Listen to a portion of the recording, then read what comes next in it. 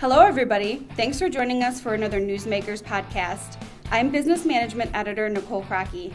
Today we will be talking with David Musial, CEO and President of Four Seasons Heating, Air Conditioning, and Plumbing, about the importance of building customer relationships and the role trust plays.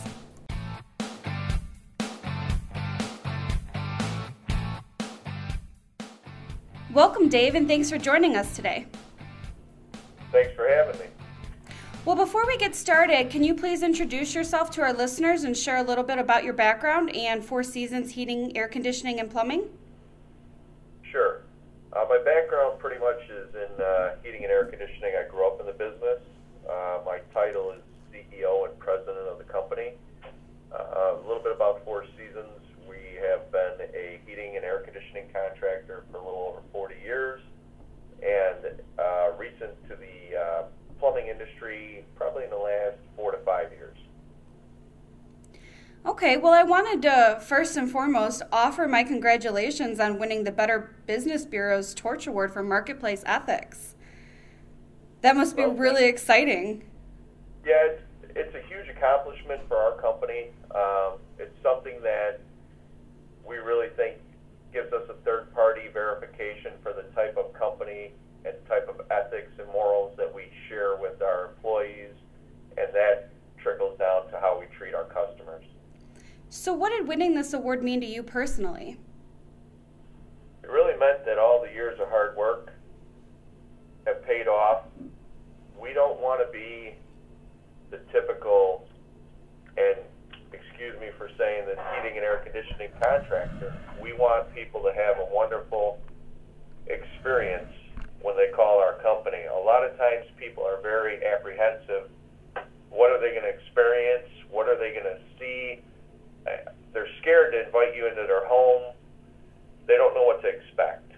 And for us, it really means that we have a third-party verification saying you can trust and rely on our company to be open, honest, and ethical. So how would you define marketplace ethics? For me, it's pretty simple. You only repair what needs to be repaired. You only do what's in the best interest of the customer. You need to understand that the customer is number one, and you need to make sure that you're looking out for their needs and their future needs. If you see something that might be a potential problem, present it as a potential problem. Don't over-exaggerate it. Make sure you're looking out for what's in their best interest, regardless of how busy of a time of year it is or how slow of a time of year it is. Absolutely, those are all good points. So how important is it for an HVAC contractor to build trustworthy relationships with customers? I think in today's day and age, with the internet and how busy people's lives have become with work, both husband and wife, a lot of shared responsibility with going to work and supporting the family and sports and activities. I think that you need to have a relationship where when the customer calls you up, they don't need to be apprehensive that, oh my God, you know what am I going to deal with now? Is this guy going to tell me I need this or that?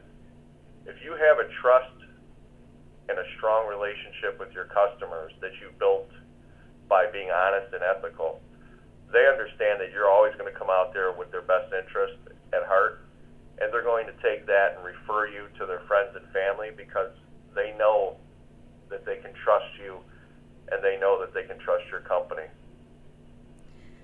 So what are some keys to building good customer relationships? Communication. I think the devil is in the details. When you have someone come out to a home, you need to take the time to evaluate a system, and you need to take the time to explain to a consumer what it is that's taking place or where the issues lie. To take the cover off a furnace and go, oh, you need a new gas valve. Well, why do they need a new gas valve? What happened? Is that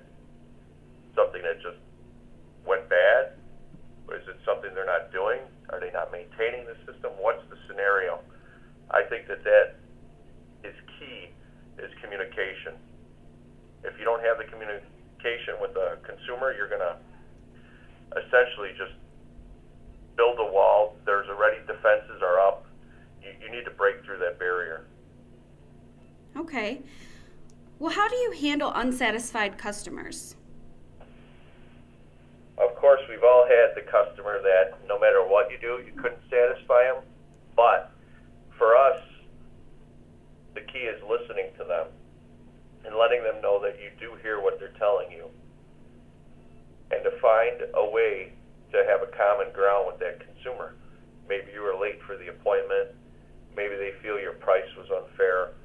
Maybe they feel that the part should have been covered under warranty. Again, it all comes down to communication. We make sure that each and every customer is completely satisfied when we're done.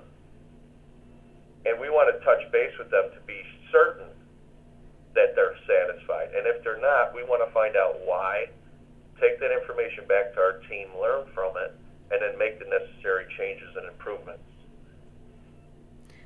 Now, these are all excellent tips you're offering here. And I'm wondering, do you train your employees in customer service? We do. We actually have 2 people on staff. That's their only job, and I do have a full-time customer service manager and a team of about 14 customer service representatives that solely follow up on every service call, installation, estimate, any touch we have with the consumer. They make sure that we've not only met the customer's needs, but also exceeded their expectations. And we put everyone through a rigorous program, from how to answer the phone, how to answer a question, how to handle an objection. And really what it comes down to, it's not so much what you're saying to a consumer as much as it is how you say it. There's different ways to communicate. And you could tell a customer, well, I don't think that you should be questioning my technician. Well, then you're going to start a confrontation. If you have an issue where they're questioning your technician's diagnosis, I would say, well, here's what our technician found, and here's why.